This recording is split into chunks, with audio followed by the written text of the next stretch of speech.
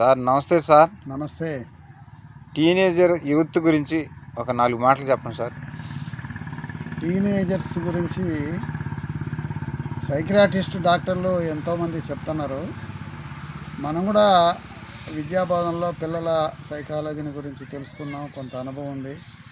మన అనుభవాన్ని కూడా కొంత చెప్తాం పిల్లలకి. పిల్లలు వాళ్ళ మనసులు మారి మనం చెప్పే మాటలు విని వాళ్ళు మారితే సమాజానికి మేలు కలిగితే అంతకన్నా మనకు కావాల్సింది ఏముంది. టీనేజర్స్ గురించి వాళ్ళు సక్రమైన మార్గంలో ఉండాలంటే ముందు ఇప్పుడు అనేక మంది సైకియాట్రిస్టులు చెప్పేది ఏంటంటే ముందు తల్లిదండ్రులు మారాలంట. తల్లిదండ్రులు ఒకటే ఏమి, ఎంతసేపు చదువు చదువు చదువు చదువు చదువు చదువు వాడంతా ఎంత అయినాడు చూడు, వాడు చదివి ఎంత అయినాడు, వాడు ఈ విధంగా ఎవరితోనో పోల్చి మనం ఒత్తిడి తెస్తుంటాం పిల్లల మీద. అది దాదాపు 10వ తరగతి పిల్లల వరకు కూడా అది ఆ ఒత్తిడి వాళ్ళు ఏమీ ఆలోచించరు. నిజమే చదువుకోవాలి అని వాళ్ళు అట్లే చదువుతారు, పెద్దగా ఫీల్ కారు.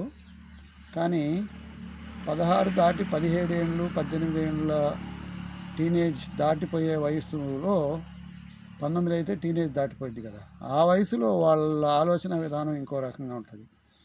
వాళ్ళకి మనం ఎవరితోనన్నా పోలిస్తే చికాగ్గా ఉంటారు. అప్పుడు వాళ్ళ శరీరంలో ఉత్పత్తి అయ్యే హార్మోన్స్, వాళ్ళ ఆలోచన విధానాలు మరి మిగిలిన వయసు కంటే భిన్నంగా ఉంటాయి.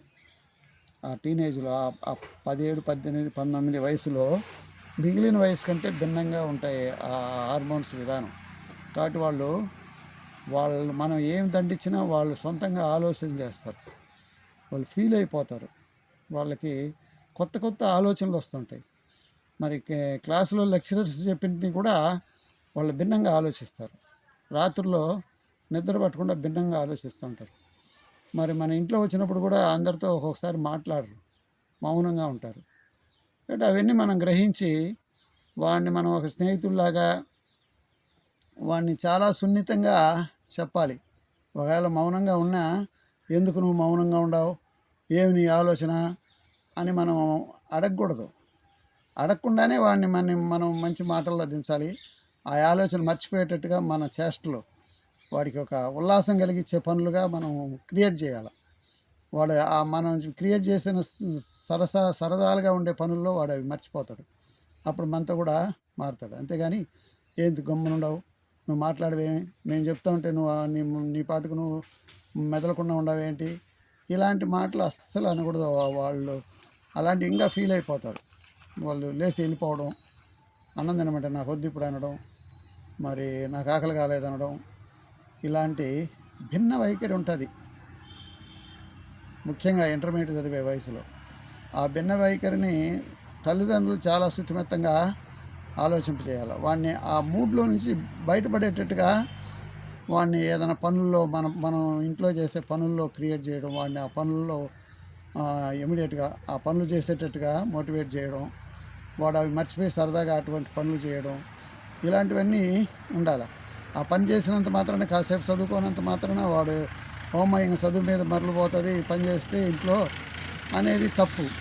వాడిని అటు ఇటు తిప్పడం, వాడికి ఏమి ఇష్టమైతే అది మనం వాడు చేయాలనేది చేయడం. ఒకవేళ తప్పు అయితే మంచిగా చెప్పాలి, అది వద్దురా ఇట్లా ఉంటుంది అట్లా ఉంటుంది, వద్దు ఆ పని మనం వేరే చేద్దాం అని. మన పెద్దవాళ్ళ యొక్క తెలివితేటలు చాలా స్మూత్గా ఉండాలి. వాళ్ళని మనం మార్చాలంటే, వాళ్ళు సైలెన్స్ పట్టినారు అంటే, వాడు మనం మాట్లాడిస్తుంటే కూడా ఆలోచిస్తున్నాడు అంటే అది వాడు తీవ్రంగా వాడు క్లాసుల్లో చెప్పినవి కానీ, సమాజంలో జరిగేటివి కానీ, మన తల్లిదండ్రులు చెప్పేటివి కానీ భిన్నంగా ఆలోచిస్తూ ఉన్నాడు అని అర్థం. ఆ ఆలోచన నుంచే వాడిని తిట్టి కొట్టి మరి ఏడో సైకియాట్రిస్టుల డాక్టర్ల దగ్గరికి తీసుకోవడం, ఇలాంటి పిచ్చి పిచ్చి పనులన్నీ చేయకూడదు. వాళ్ళు మనలోనే ఇముడ్చుకొని మన పనుల్లోనే వాడిని ఆ మూడు మారేటట్టుగా, వాళ్ళ ఆలోచన విధానం మారేటట్టుగా చాలా శుతిమెత్తంగా వాడిని 2 సంవత్సరాలు కాపాడితే మరి వాడు చాలా మేధావి అవుతాడు. తర్వాత మళ్ళీ 20-21 సంవత్సరం అయితే ఆ హార్మోన్స్ విధానం మారిపోయింది.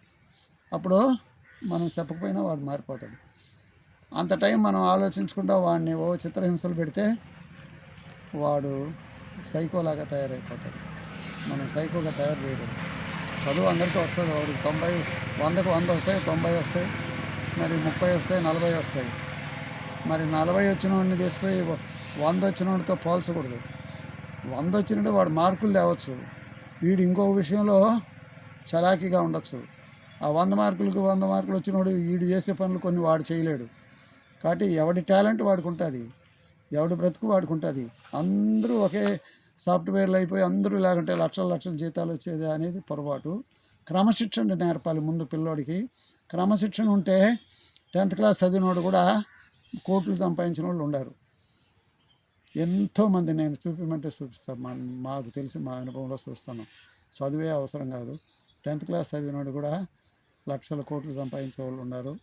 కాబట్టి మనం ఆ టీనేజ్లో పిల్లల్ని చాలా జాగ్రత్తగా వాళ్ళ మైండ్ని డైవర్ట్ చేసే విధానం చాలా స్మూత్గా ఉండాలి. ఇది ప్రతి పేరెంట్ కూడా తెలుసుకుంటారని ఆశిస్తున్నాం. అది